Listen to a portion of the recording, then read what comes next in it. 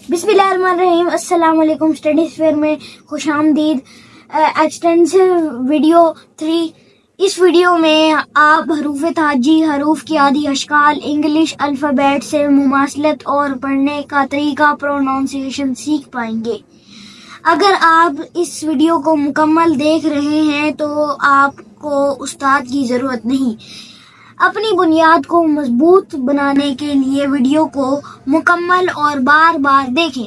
Study sphere YouTube channel को subscribe करें, like करें और ज़्यादा से ज़्यादा शेयर करें। शुक्रिया। चलते हैं वीडियो की तरफ। तो चलें वीडियो शुरू करते हैं। सबसे पहला जो कॉलम है उसमें हम लिखेंगे हरूफ तहज्जी।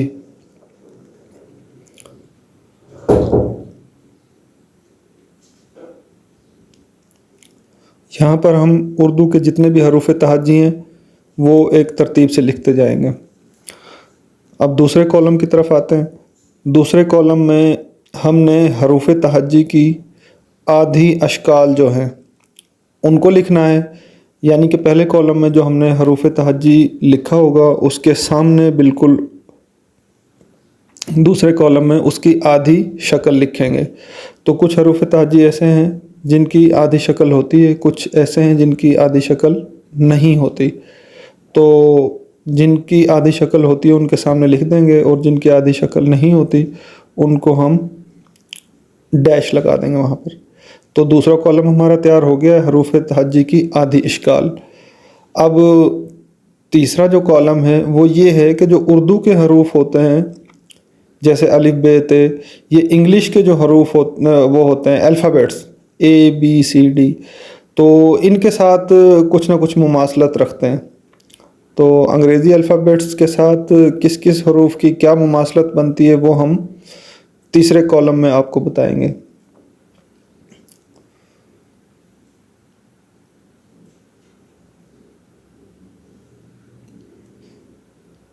ये जी तीसरा कॉलम हमारा रेडी हो चुका है। अंग्रेज़ी अल्फ़ाबेट से मुमासलत, यानी कि कौन सा अल्फ़ाबेट किस हरूफ तहज्जी की आवाज़ देता है।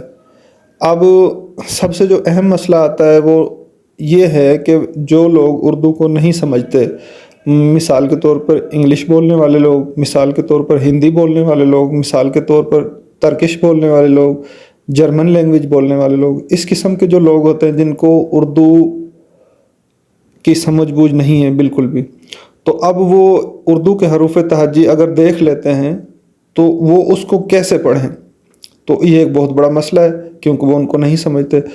तो इस जो आखिरी कॉलम है पढ़ने का तरीका या जो प्रोनाउंसिएशन, इसमें हम यही चीज़ आपको बताएंगे कि उर्दू के जो हरूफ हैं उनको पढ़ कैसे सकते हैं। तो इंग्लिश में उनको हम एक्सप्लेन करने की कोशिश करेंगे ताकि उनकी आवाज़ की, उनके साउंड का हमें पता चल सके। यहाँ पर देखिए ये मुख्तलिफ़ कॉलम्स को एक्सप्लेन करने की कोशिश कर रहे हैं। तो हम पहले हर्फ से शुरू करते हैं।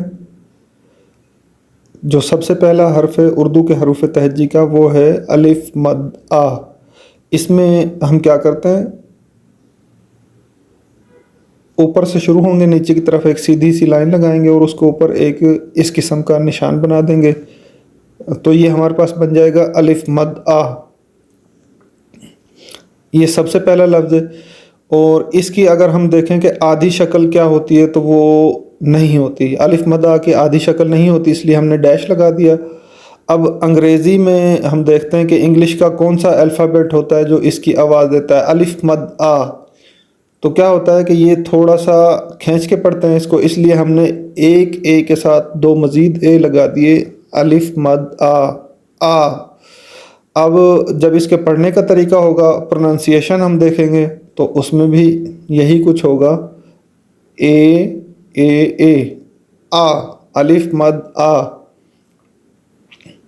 अब दूसरे हर्फ की तरफ चलते हैं, वो होता है अलिफ। सेम उसी तरीके से जैसे हमने पहले बनाया था अलिफ मद आ, तो उसके ऊपर जो मद लगाई थी वो नहीं होगी, सिर्फ ये अलिफ होगा। अब इसकी जो आधी शक्ल है वो नहीं है, इसलिए हमने डैश लगा दिया।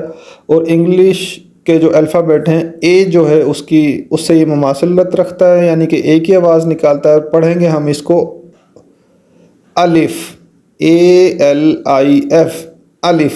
तो इसको जो पढ़ने का तरीका है अलिफ, ALIF, अलिफ।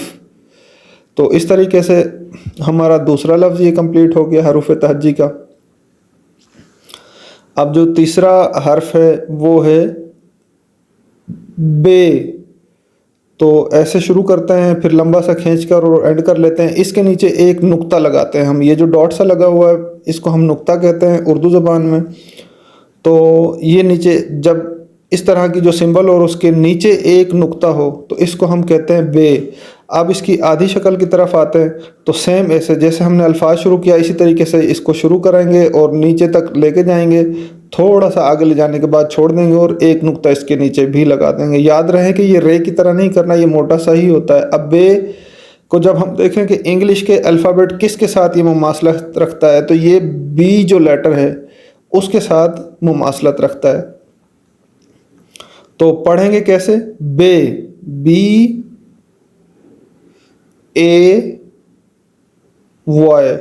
बे।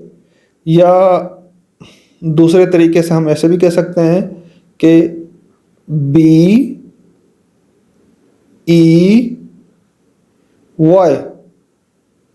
बे। तो इस तरीके से हमारा ये तीसरा लफ्ज़ कंप्लीट हुआ बे। हमने इनको हरूफ तहज्जी को लिखना, इनकी आधी अशकाल, इनकी इंग्लिश लेटर से मुमासलत और इनको प्रोनाउंस कैसे करते हैं, पढ़ेंगे कैसे नॉन नेटिव स्पीकर्स के लिए। तो हमने उस तरीके से इनको लिखना शुरू कर दिया। अब नेक्स्ट जो लेटर है हमारा या जो अल्फ़ाबेट है हरूफ तहज्जी का वो है पे। ये बिल्कुल बे की तरह होता है, जैसे बे बनाते हैं बिल्कुल ऐसे ही इसको लिखेंगे, लेकिन बे के नीचे एक नुक्ता होता है और इसके नीचे 3 नुक्ते होते हैं। तो इसको हम कहते हैं पे।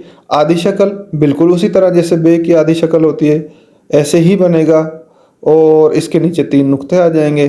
तो हमारा पे जो है उसकी आधी शक्ल कंप्लीट हो गया। इंग्लिश का जो लेटर है वो अल्फ़ाबेट पी इसकी आवाज़ देता है और इसको पढ़ेंगे पे, PAY, पे या PEY, पे। ये इसकी प्रोनाउंसिएशन है। तो हमारा लफ्ज़ पे भी कंप्लीट हो गया। अब उसके बाद जो हर्फ आएगा वो है ते। ते भी बिल्कुल इसी तरह से जैसे बे और पे थे, लेकिन सिर्फ क्या है नुक्ते का फ़र्क है और नुक्ते की जगह का फ़र्क है। बे के नीचे एक नुक्ता, पे के नीचे 3 नुक्ते, लेकिन ते जो है इसके ऊपर 2 नुक्ते आते हैं। आधी शक्ल की बात करें तो बिल्कुल उसी तरीके से जैसे बे और पे की थी और ऊपर 2 नुक्ते लगा देंगे, इसकी आधी शक्ल कंप्लीट हो जाएगी। अब ये किसकी आवाज़ देता है? ये ते। इंग्लिश का जो अल्फ़ाबेट टी है उसकी आवाज़ देता है ते। अब आ जाती है इसकी प्रोनाउंसिएशन की बारी, तो इसको हम कहेंगे TAY, ते या TEY,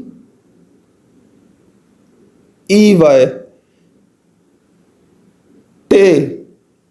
इसको सिंपली हम टे भी कह सकते हैं, ते भी कह सकते हैं, लेकिन ते के लिए भी हम यही कुछ यूज़ करेंगे, टे के लिए भी। तो TAY, ते। अब हम चलते हैं नेक्स्ट लेटर की तरफ, वो हमारा है टे। बिल्कुल ऐसे जैसे बे, पे, ते लिखा था, टे भी सेम इसी तरीके से लिखते हैं, लेकिन इसमें नुक्ता नहीं होता, इसके ऊपर एक छोटा सा तोय लगा देते हैं हम, तो हमारे पास ये आ जाता है टे। ये बे, पे, ते, टे ये एक हरूफ तहज्जी का एक ख़ास ख़ानदान है जिसको बे का ख़ानदान कहते हैं। तो इसमें टे जो है ये आखिरी लफ्ज़ है। अब आधी शक्ल की जब बात करते हैं तो बिल्कुल ऐसे जैसे बे, पे, ते की आधी शक्ल थी सेम उसी तरीके से इसकी भी आधी शक्ल होगी और ऊपर इसके छोटा सा तोय लगा देंगे। जब बात आती है इंग्लिश लेटर कौन सा है जिसके साथ ये अल्फ़ाबेट जो है जिसके साथ ये मुमासलत रखता है, तो वो टी ही है। ते और टे दोनों में टी के साथ ही मुमासलत है। पढ़ने का तरीका भी बिल्कुल सेम होगा, थोड़ा सा फ़र्क होगा। ये TAY, टे या TEY, टे। तो इस तरीके से हमारा ये टे का लफ्ज़ भी कंप्लीट हो गया। अब हम आगे चलते हैं। नेक्स्ट जो हमारा लफ्ज़ है वो है से। सॉरी, मैंने आपको टे बताया था कि इस ख़ानदान का आखिरी लफ्ज़ है, लेकिन यहाँ पर ये जो से है ये भी इसी खानदान का एक लफ्ज़ है। से में क्या होता है, इसके ऊपर 3 नुक्ते लगते हैं। आधी शक्ल जब बनाते हैं तो उसमें क्या होगा, सेम उसी तरीके से जैसे पहले वालों की आधी शक्ल थी और ऊपर 3 नुक्ते लगा दिए हमने। जब 3 नुक्ते हैं तो इसकी पहचान ये है कि ये लफ्ज़ से है। देखें सब की आधी शक्ल एक जैसी है, सिर्फ क्या है नुक्तों का फ़र्क है और नुक्तों की पोजीशन का फ़र्क है। अब से जो आवाज़ निकालता है वो एस, इंग्लिश का जो अल्फ़ाबेट है एस, उसकी आवाज़ निकालता है। तो एस और से की जो आवाज़ होती है वो सेम होती है। या कभी कभार ऐसा होता है कि जो सी इंग्लिश का जो अल्फ़ाबेट है वो भी से की आवाज़ निकालता है। तो अब इसकी प्रोनाउंसिएशन कैसे करेंगे, इसका पढ़ने का तरीका क्या होगा। से, एस ए वाई, से, एस ई वाई, से। तो यहाँ तक हमारे पास ये से तक कंप्लीट कर लिया हमने। अब नेक्स्ट जो हरूफ तहजी है उसकी तरफ हम आते हैं। तो वो है आपका जीम। यहाँ से हम ऐसे शुरू किया, नीचे से ऊपर की तरफ लेके गए, फिर यहाँ पर उसको राइट साइड पे घुमाया, नीचे लाए और वापस गोल गोल घुमाते हुए उसको ले गए, दरमियान में एक नुक्ता लगा दिया। इस तरह से हमारा जीम कंप्लीट हो गया। आधी शक्ल की तरफ आए तो हम उसी तरह जैसे लफ्ज़ को बनाया और नीचे की तरफ लाकर लाइन के ऊपर छोड़ देना है और एक नुक्ता लगा देना है। जिस जगह पे हमने जीम में लगाया था उसी तरह आधी शक्ल में वहीं पर नुक्ता लगाए। तो अब जो इंग्लिश अल्फ़ाबेट है उसमें किसकी आवाज़ के साथ मुमासलत रखता है, जे की आवाज़ पे। लेकिन कभी कभार ऐसा होता है कि जो आपका इंग्लिश का लेटर जी है वो भी जीम की आवाज़ निकालता है। जैसे जर्मनी की हम बात करें तो वो जी से बनता है जर्मनी, और साथ में अगर उर्दू में लिखा जाए तो वो जीम की आवाज़ निकालता है।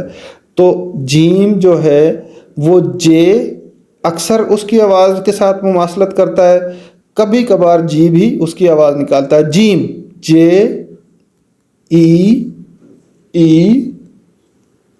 M, gym. तो इस तरह से हम इसको पढ़ेंगे, या जी ई एम, जीम। जो जी वाला ये शादो नादर ही होता है, जे वाला कंप्लीट है। ये कभी कभार हो सकता है कि जी भी जीम की ही आवाज़ निकाले। अगले हर्फ की तरफ जाएं तो बिल्कुल उसी तरीके से बनाएंगे, उसी तरह शुरू करेंगे और वहीं पर जाकर एंड करेंगे, और दरमियान में एक नुक्ते की जगह हम 3 नुक्ते लगा देंगे, तो उसको हम कहते हैं चे। तो चे हमने बनाया, फिर चे की आधी शक्ल बिल्कुल ऐसे जैसे जीम की शक्ल थी, सिर्फ नुक्ता जहाँ पर एक था वहाँ पर 3 डाल दिए, तो हमारे पास चे और चे की आधी शक्ल बन गई। तो अब इंग्लिश के कौन से जो हैं वो अल्फ़ाबेट हैं जो इसकी आवाज़ देते हैं, सी एच जो है वो चे की आवाज़ निकालते हैं। चे के लिए सिंगल लेटर यूज़ नहीं कर सकते हम, उसकी अगर अल्फ़ाबेट की बात करें तो सी एच होता है। अब हम इसको पढ़ने का तरीका या प्रोनाउंसिएशन ची चे या CHEY चे, तो इस तरीके से हम इसको पढ़ सकते हैं। चे चे के बाद जो अगला हर्फ है जीम चे है भी बिल्कुल उसी तरह नीचे से ऊपर की तरफ ले गए, फिर राइट को घुमाया, नीचे लाए और गोल गोल घुमाते हुए उसी जगह पर ले गए। तो ये आपका हो गया है। अब है की निशानी ये है कि इसमें अंदर या बाहर कोई नुक्ता नहीं होता, बगैर नुक्ते के ये होती है। बिल्कुल उसी तरह से इसकी आधी शक्ल बनाई हमने जैसे जीम और चे की बनाई थी, लेकिन इसमें नुक्ता नहीं होता, ना ऊपर ना नीचे, ना अंदर ना बाहर। है एच जो लेटर है इंग्लिश का उसकी आवाज़ निकालता है, ये उसके साथ ही मुमासलत रखता है। अब इसको पढ़ेंगे कैसे, HAY HEY है। तो ये हमारा हो गया है। यहाँ तक हमने कंप्लीट कर लिया, जीम चे है कंप्लीट हो गया। उसके बाद इसी ख़ानदान का जो अगला हर्फ है वो है खे को भी बिल्कुल उसी तरीके से हम बनाएंगे जैसे जीम चे को बनाया है। खे की सिर्फ निशानी ये है कि उसके ऊपर एक नुक्ता हम लगाते हैं। उस तरह आधी शक्ल बनाएंगे, आधी शक्ल बनाई जैसे बिल्कुल जीम चे है की बनाई और ऊपर एक नुक्ता डाल दिया, तो ये बन गया खे। अब खे जो है इंग्लिश अल्फ़ाबेट सिंगल उसकी आवाज़ नहीं दे सकता, इसलिए दो को मिलाना पड़ता है। के एच जो अल्फ़ाबेट्स हैं वो मिलाकर दोनों खे की आवाज़ बनाते हैं या खे के साथ मुमासलत रखते हैं। अब पढ़ने का तरीका क्या है? के एच ए वॉय, खे, के एच ई वॉय, खे। तो इसको हम पढ़ेंगे खे, जीम चे हे खे। ये एक ख़ानदान है जिसको हम जीम का ख़ानदान कहते हैं, जिसमें जीम चे हे खे ये चार लफ्ज़ शामिल हैं। अब नया एक हर्फ लेते हैं, वो क्या है? दाल। दाल को ऊपर से शुरू करते हैं, गोल सा घुमाते हैं और नीचे रे की तरह बना देते हैं, दाल। इसकी जो आधी शक्ल है दाल की वो नहीं होती। जिसकी आधी शक्ल नहीं होती समझ लें कि वो लफ्ज़ खुद मुकम्मल भी और आधी शक्ल में भी उसी तरह आएगा। तो हमने आधी शक्ल ना होने की वजह से हमने इसको डैश लगाया और ये इंग्लिश लेटर डी जो है उससे मुमासलत रखता है। दाल, डी ए एल, दाल। थोड़ा सा खींच कर पढ़ेंगे, दाल, DAAL, दाल।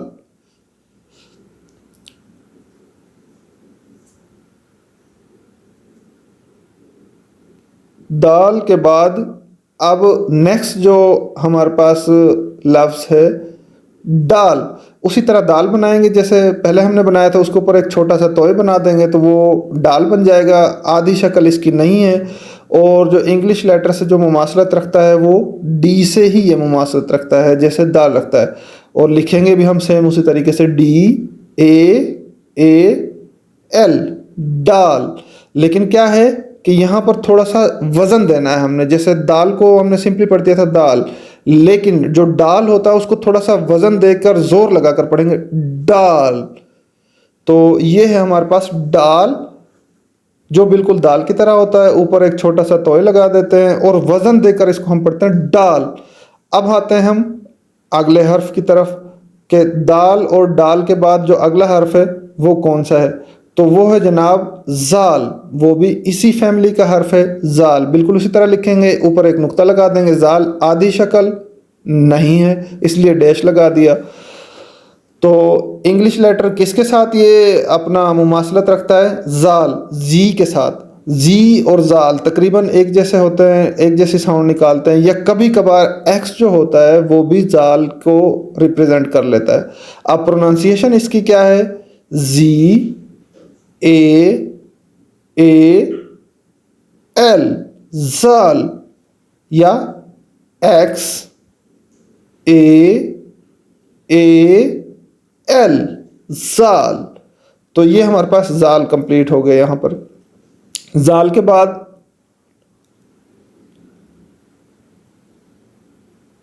रे, तो इसको हम पहले सीधा ऊपर से नीचे की तरफ लाते हैं और फिर एकदम से एंगल जो है तकरीबन 90 से थोड़ा सा कम एंगल पे इसको मोड़ देते हैं।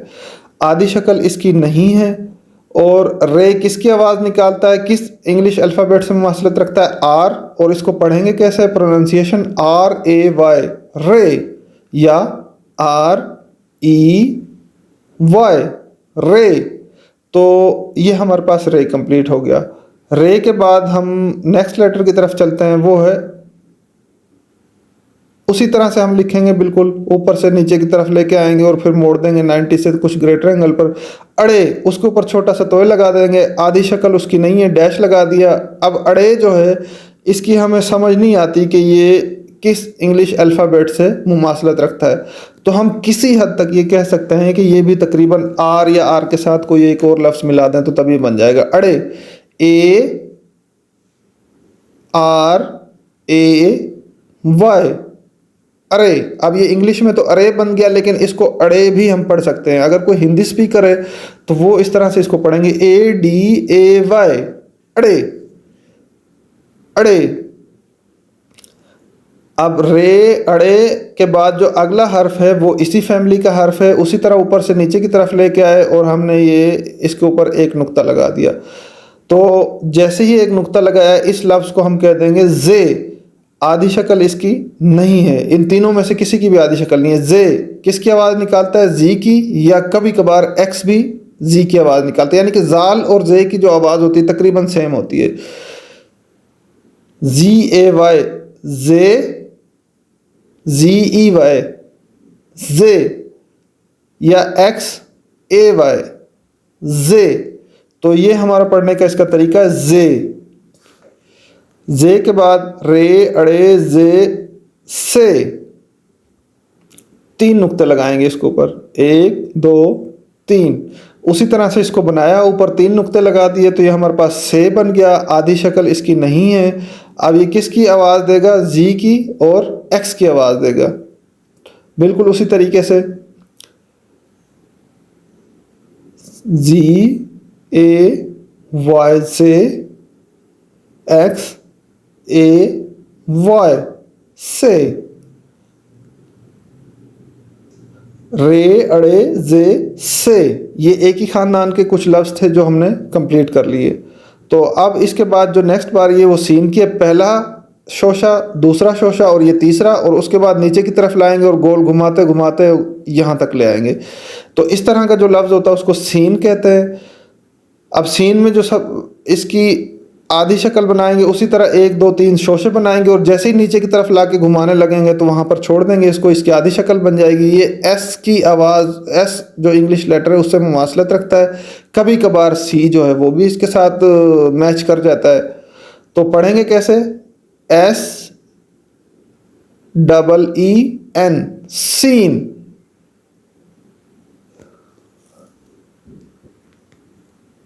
सीन के बाद जो नेक्स्ट हमारे पास है, बिल्कुल इसी फैमिली का, इसी तरह का एक लफ्ज़ है। 1 डुंडा, 2 डुंडे और ये 3। इनको हम उर्दू में डुंडे कहते हैं, शोशे भी कहते हैं। ऊपर 3 नुक्ते डाल देंगे। वही लफ्ज़ है जो ऊपर हमने लिखा था सीन वाला, उसके ऊपर 3 नुक्ते डाल दिए, तो ये बन गया आपका शीन। आधी शक्ल के लिए 1 2 3 डुंडे लगाए, और नीचे जैसे ही लाके घुमाना शुरू किया तो उधर से हमने इसको ख़त्म कर दिया, काट दिया, और ये शीन बन गया। एस एच जो इंग्लिश के लेटर्स हैं, अल्फ़ाबेट्स हैं, एस एच, या कभी कभार सी एच, जो ये एक अल्फ़ाबेट से इसकी मुमासलत नहीं है, 2 को मिला के एस एच या सी एच। तो उसके बाद पढ़ेंगे कैसे? शीन, S H double E N, शीन। तो ये पढ़ने का तरीका है, शीन। नेक्स्ट इस तरीके से ये गोल बेजे की तरह घुमाया, ऊपर की तरफ एक शोशा बनाया और नीचे घुमाकर ये बना दिया। इसको हम कहते हैं स्वाद। ये उसी तरीके से जैसे मुकम्मल हर्फ बनाया था उस तरह बना के, और नीचे जैसे ही लाने लगे, घुमाने लगे, छोड़ दिया, स्वाद। एस की आवाज़ देता है ये, या एस अल्फ़ाबेट से मुमासलत रखता है। स्वाद, S U W A D, स्वाद। पढ़ेंगे क्या? स्वाद, S U W A D, या S U V A D भी पढ़ सकते हैं। इसी तरीके से गोल बेजा बनाया, ऊपर एक डुंडा बनाया और नीचे घुमा कर लाए और छोड़ दिया, और ऊपर क्या करेंगे? एक नुक्ता डाल देंगे। तो ऊपर के वाले लफ्ज़ की तरह ये बनाया, ये इसको हम कहते हैं ज़्वाद। आधी शक्ल के लिए उसी तरह बनाया और नीचे लाते हुए छोड़ दिया, ज़्वाद। जी की आवाज़ देगा, या कभी कभार एक्स की आवाज़ भी देता है, एक्स के साथ भी मुमासलत रखता है। ज़्वाद, जी यू डब्ल्यू ए डी, ज़्वाद। क्या पढ़ेंगे? ज़्वाद।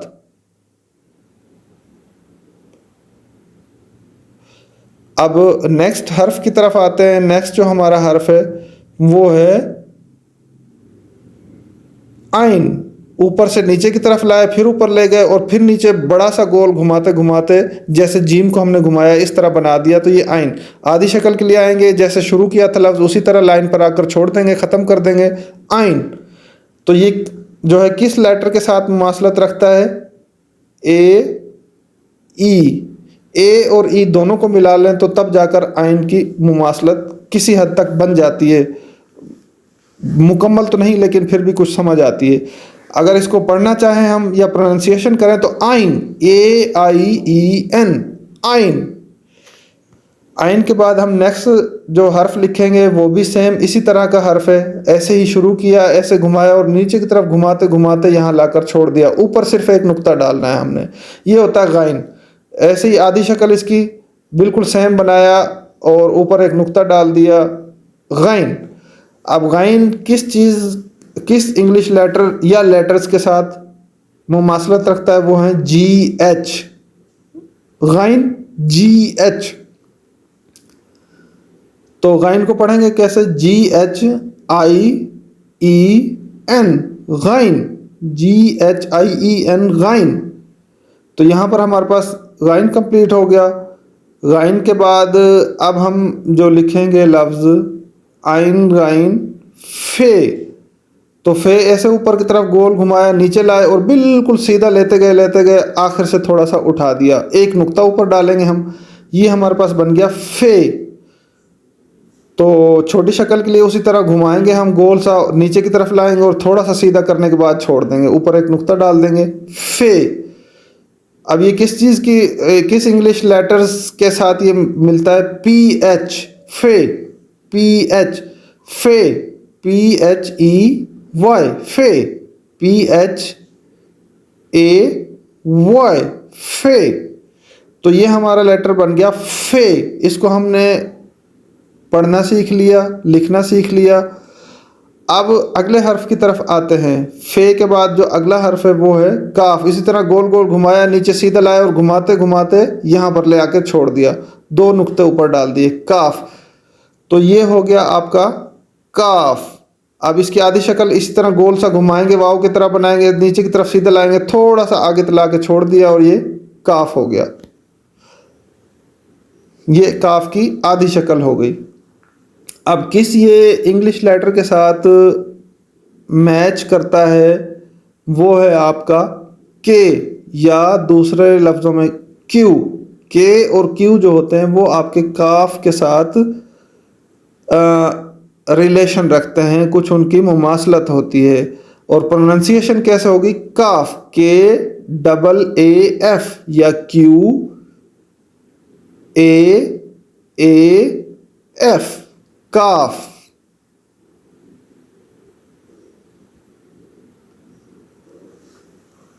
काफ के बाद जो आगे वाला लेटर है वो भी काफ है, लेकिन वो दूसरी तरह का काफ है। ऊपर से नीचे लेके जाएंगे और सीधा घुमाते घुमाते आगे की तरफ ले जाएंगे, पीछे एक बहुत बड़ा डंडा सा लगा देंगे जो लेटा हुआ है, काफ। फिर आधी शक्ल के लिए भी इस तरह थोड़ा सा नीचे लेके घुमाएंगे और फिर उसके बाद छोड़ देंगे और वो काफ बन जाएगा। सेम आवाज़ के या क्यू की तरह की आवाज़ निकालता है। पढ़ने का तरीका या प्रोनाउंसिएशन बिल्कुल सेम है, के ए एफ काफ, क्यू ए एफ काफ। अब इसी तरह का एक और लफ्ज़ आ गया, बिल्कुल उसी तरह बनाएंगे, लेकिन उसमें दो ये जो हैं डंडे से लगाएंगे, इसके साथ एक और ये दो। इसको हम कहते हैं गाफ। आधी शक्ल बनाने के लिए ऊपर से नीचे लाए, थोड़ा सा नीचे ले जाके लिटा के छोड़ दिया और ऊपर से फिर दो डंडे लगा दिए, ये बन गया गाफ।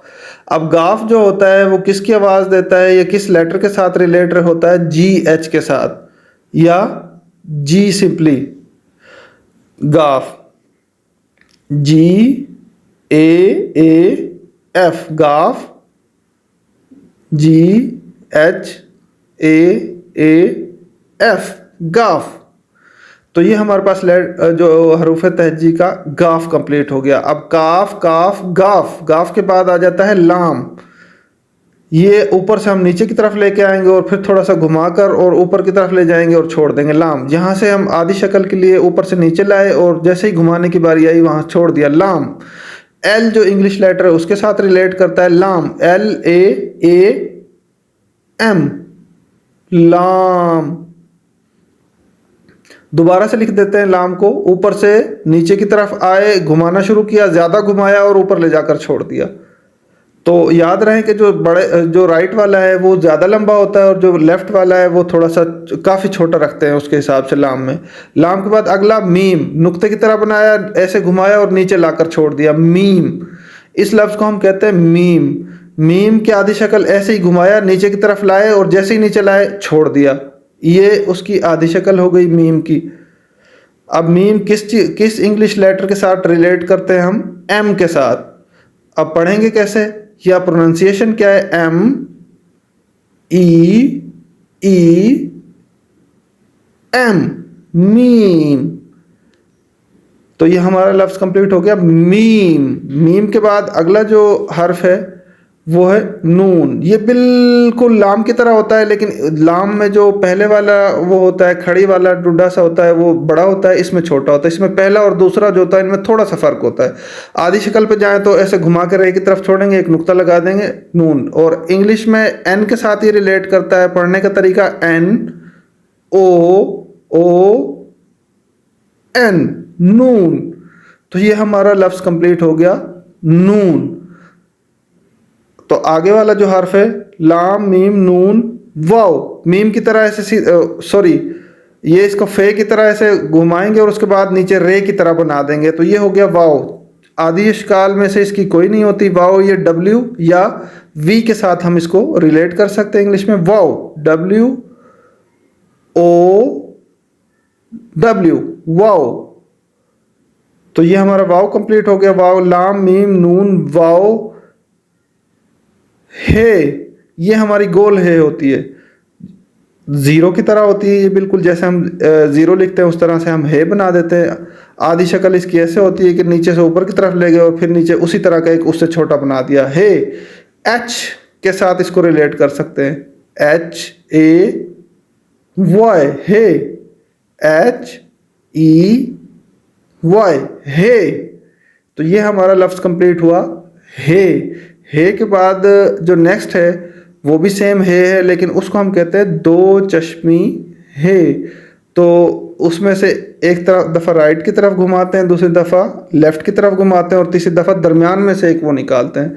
तो इस तरह ये दो चश्मी है कंप्लीट हो गई। जैसे बड़ी है, जैसे बड़ी होगी उसी तरह आधी शक्ल इसकी होती है। ये भी एच के साथ इंग्लिश लेटर के साथ रिलेट की जाती है और सेम उसी तरीके से पढ़ने का तरीका, एच ए वाई है, एच ई वाई है।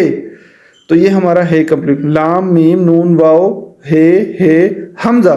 ये आइन की तरह इसको बनाते हैं और जैसे ही नीचे की तरफ लेके आते हैं तो छोड़ देते हैं हमज़ा, यानी कि जो हमज़ा एच की ये रिलेशन रखता है अल्फ़ाबेट के साथ, और इसको पढ़ने का तरीका है एच ए एम जी ए, हमज़ा। तो ये हमारा हमज़ा कंप्लीट हो गया। हमज़ा के बाद है जनाब आपका छोटी ए। तो ऊपर से नीचे लाए, नीचे से घुमाना शुरू किया और घुमाते घुमाते वहाँ ले जाकर छोड़ दिया, छोटी ए। छोटी ए जो है उसकी आधी शक्ल ये होगी कि रे की तरह बनाकर नीचे दो नुक्ते लगा देंगे, छोटी ए। अब ये किसकी आवाज़ देता है, ये किसके साथ रिलेट करेंगे, वाई के साथ, इंग्लिश अल्फ़ाबेट वाई, ये वाई ए वाई, ये वाई ई वाई, ये। अब हमारे पास आखिरी जो आपका है हरूफ तहजी का जो हर्फ आखिरी है वो है बड़ी ये। तो इस तरीके से हम बड़ी ये लिखेंगे और इसके नीचे दो नुक्ते लगा देंगे, इसको हम कहते हैं बड़ी ये। आधी शक्ल नहीं है इसकी, या बिल्कुल ऐसे समझ लें कि जैसे ऊपर वाली ये की है वही वाई के साथ इसको रिलेट करते हैं, वाई ई वाई ये और वाई ए वाई ये। तो यहाँ तक हमारे उर्दू के हरूफ तहजी कंप्लीट हो गए। उम्मीद